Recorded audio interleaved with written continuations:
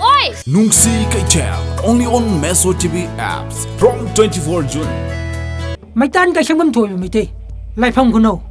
Son of M tumpisa. And the M ongbi kumudin.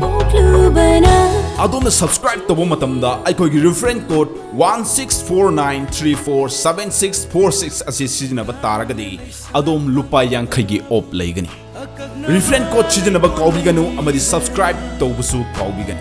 Arumba pot yenaraga pubu harawe. Ahawbu sabada yenabusidi as harawde. As kadai de fazavnoda hundoklam bayadabagi puduna chatpa maine. Sirui gi lili dagidi university gi lili na hena fazabanida. MeSo TV apps ki 30K subscriber shubha matamda diamond pack subscriber khaktagi oiba lottery ama tawjagani winner adu khanga charaga luxury oiraba AUDI Q2 car ama giveaway tawjagani chahi ama leptan film yengba yabagi khudong sab lobiu loinana AUDI Q2 car gi mafu oibiyu. Attention please. Hojik sak loisare. Thaba ingang chanagadaba chaga saba charaga chatpiyu. Michael ga ringam lagaje nushina bor male. Michael na yam khoidana yingi. Photo kamina bagase. Matai manaw dong kamini. Pare. Ai secret na khalo. Ai mapoksi magi ukrul da haloi. Ai secret khalo ko amai.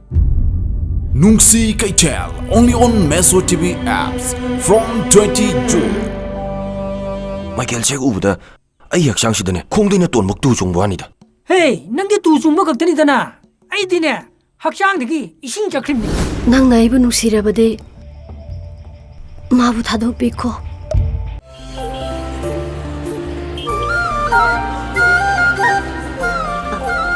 Ai jairabagi khudol bibu lakpane sina abagi aduga sina amai gi ne.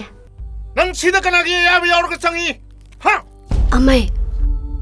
Nachana yumda lakpo bu kanage yaba lawgadra. Ayabi yaudrabani nang yumjida changma yadrabane. Tacho nangbu kadai da leibage ai nangbu thiba gamtre tacho Kaubiraganu laliba June gi tarik kundagi MeSo TV apps ta NUNGSHI KEITHEL yengba fangbiragani masiga loinena lari lachu mabung ahum gi machansu yengba fangbigani.